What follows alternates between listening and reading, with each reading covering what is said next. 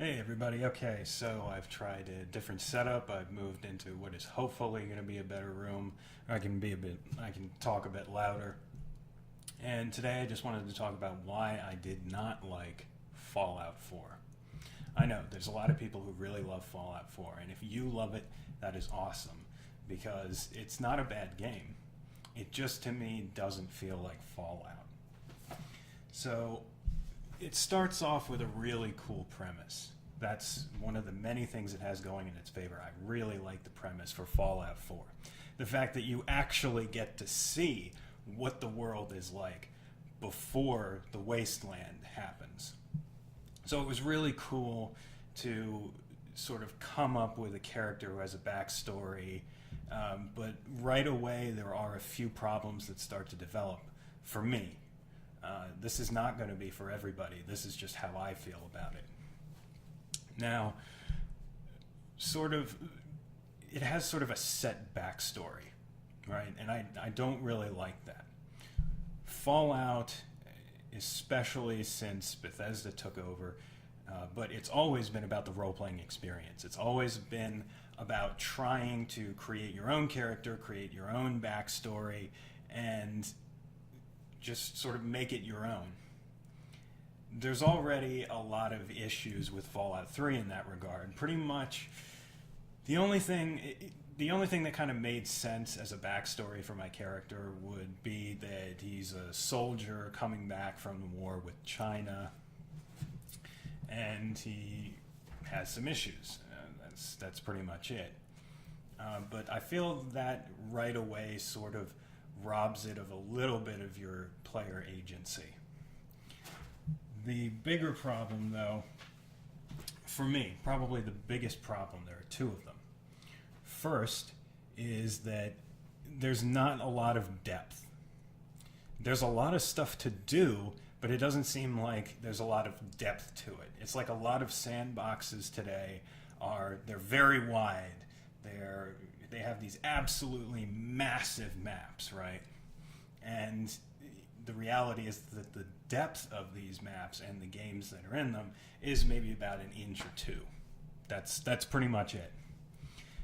It's definitely not nearly as bad as Ubisoft, Assassin's Creed, Ghost Recon Wildlands. And if you like those games, that's great. But I would like there to be something a little more substantive. I would like there to be a better role-playing experience. So there's not a lot of depth to the world for me. The story doesn't really pick up until it doesn't really pick up until the end. But I love the idea of joining the Brotherhood of Steel. I actually kind of like the idea of power armor being a sort of vehicle, kind of a vehicle, but not really. I like how they did the Institute, and I think the railroad, the way I think it is, just the railroad's kind of crazy, you know? So I like all of that. But one of the problems is with the depth, is that they just obliterated the skill tree, right? There's no perks, and there's just a million different skills all over the place. It's absolutely massive. And for me, that made my builds very unfocused, and I really didn't know what to put points into. And it wasn't until I was, 60, like level 60, something crazy like that I actually started to feel really powerful, that I actually felt like the skills were making a real difference for me. And that's because you have to pump so many points into them, and compared to the last couple of games that were done under the Bethesda license, one was done by Bethesda, Fallout 3, the other one was done by Obsidian. I believe you get only one extra skill point.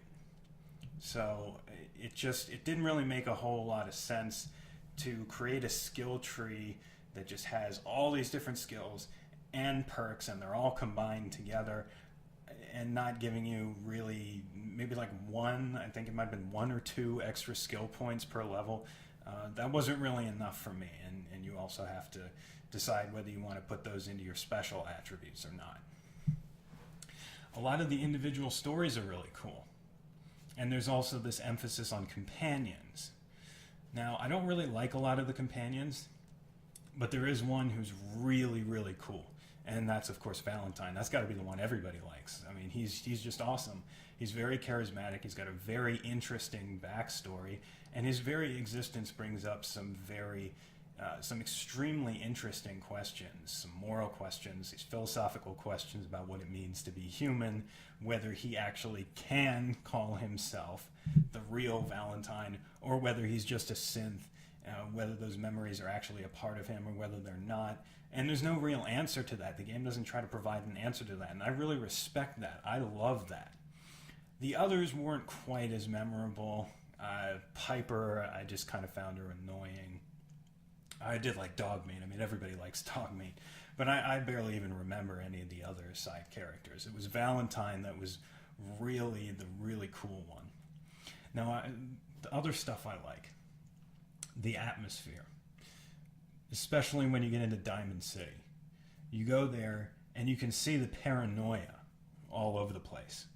And it's only after you see this incident where this guy goes crazy and is accusing all sorts of people of being a synth that you realize these people are living in absolute fear. And that's how good the Institute has become at making these synthetic humans. That they're indistinguishable from humans except when you kill them and literally dissect them.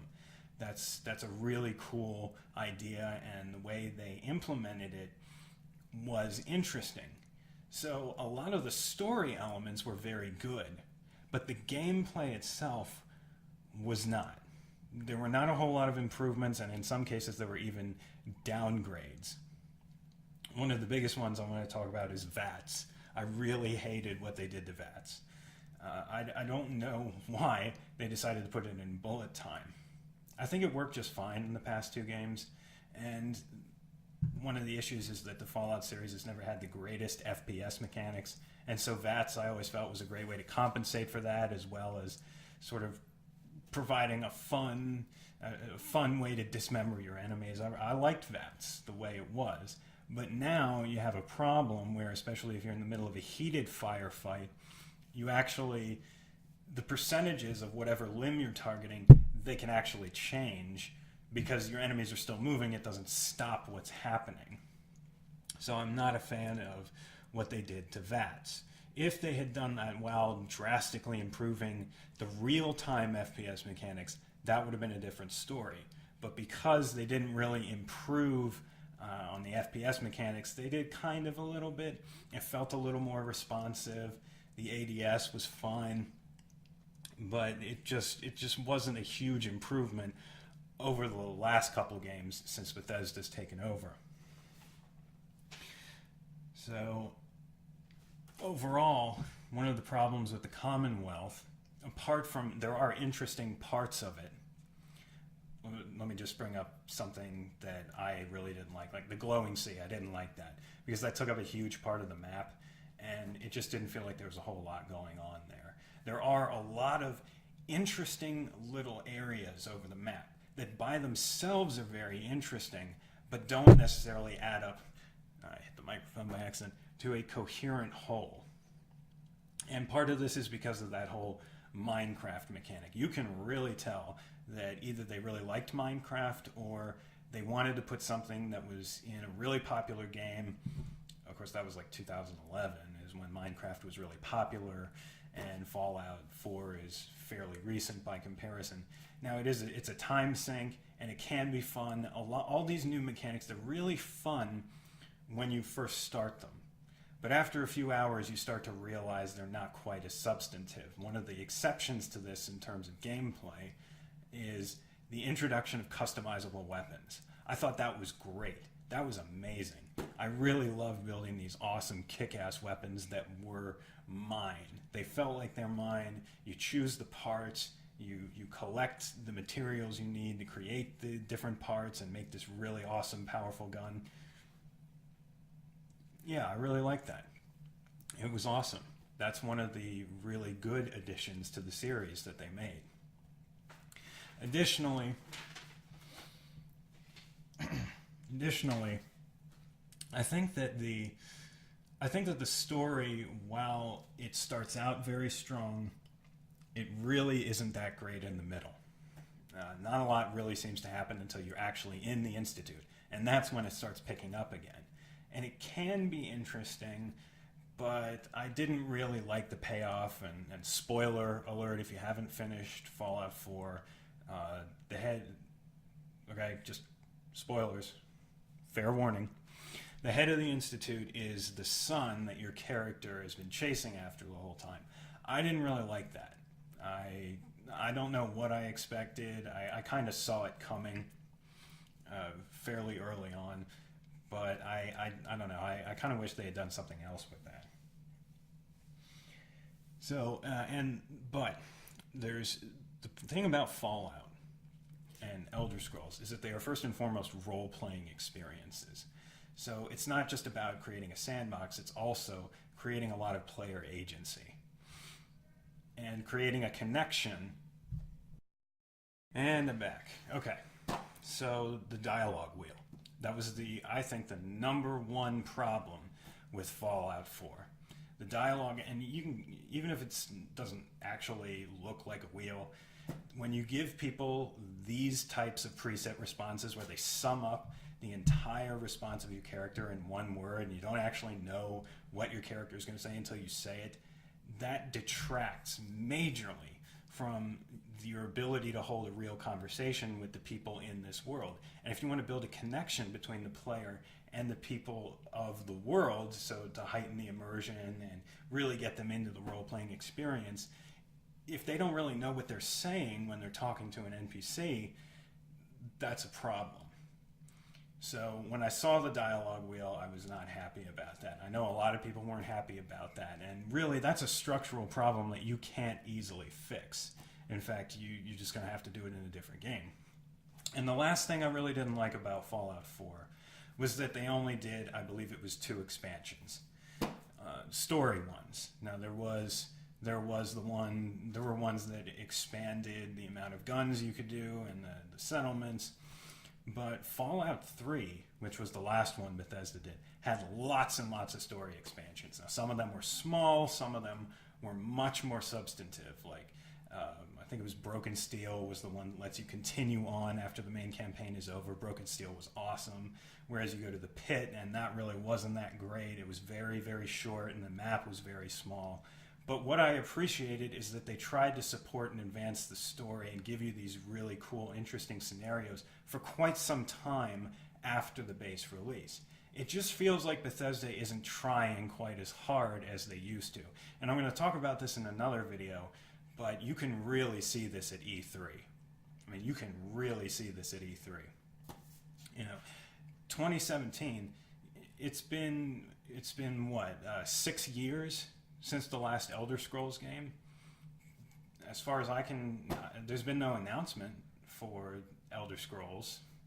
I mean, I would have thought it would have been this year that they would have done it. And I know they took a long time for Fallout 4, but it seems like they're taking even longer for this. And so this is one of the reasons why I'm not happy. And then instead of announcing the next Elder Scrolls game, like, it didn't have to come out this year or anything like that, or even next year, to just let us know what it's going to be about in broad terms. That would have been awesome. This was really the year for Bethesda to do that. And instead they just say, oh yeah, we're just going to put everything in VR. Who has VR? I mean, unless you're a tech blogger, I don't know a lot of people who have the space in their house to afford that. I know I certainly can't afford that. And I don't find it very interesting to strap a really big pair of goggles and hold these weird controller things. It's just in an age where convenience, and so the ability of technology to heighten convenience, is extremely important. VR feels like a step backwards, and it also seems to have a lot in terms of motion controls. And it's like, okay, we're not actually going to get new games, with the exception of Wolfenstein, Wolfenstein was good. Okay, it was a good FPS, had a good story, wasn't spectacular, and it's great that they're making a sequel. I applaud that. But if that's the only thing you're going to announce this year, what's going on? Like, where is Elder Scrolls? you're just putting everything in VR. Like that just seems really cheap and kind of lazy. And that's just not what I used to love about Bethesda, is that they used to keep supporting their games. Morrowind had a couple of really great expansions. Morrowind, I think, that was the first Elder Scrolls I played. Like a lot of people, I didn't play Daggerfall or Arena. I didn't even know about it until I was about 14 is when I first discovered the Elder Scrolls. And I played Morrowind on Xbox. And that game on Xbox, the actual first Xbox, was much more immersive for me than Fallout 4 ever is. And Morrowind has this fog where it can't render very far unless you got some updates and some graphical mods, and you got a nice computer. Back in the day, you had to have a nice computer in order to get a really decent rendering distance out of it. It had a lackluster stealth mechanic. The world wasn't nearly as big as what we get in Fallout 4. So what was it about Morrowind that was just so much better for so many people? And I think the answer to that is that you had a lot of agency in what you did, and you could really immerse yourself in the world. It was a wonderful role-playing experience, and that is what Elder Scrolls is. That's what Fallout is, and Bethesda needs to get back to that instead of trying to appeal to the lowest common denominator. They had a lot of success with Skyrim when they did that, where they sort of tried to make it mainstream. But if they continue going along in this streamlined direction, where they basically remove your ability to see what your character is saying, they take an atom bomb to the skill tree, they make it so that VATS is in bullet time. If they keep doing stuff like that, then these games are not going to appeal to anybody. So I really just hope Bethesda can concentrate on making a good game, and instead of a game that they think is going to appeal to everybody. So that's about it. See ya.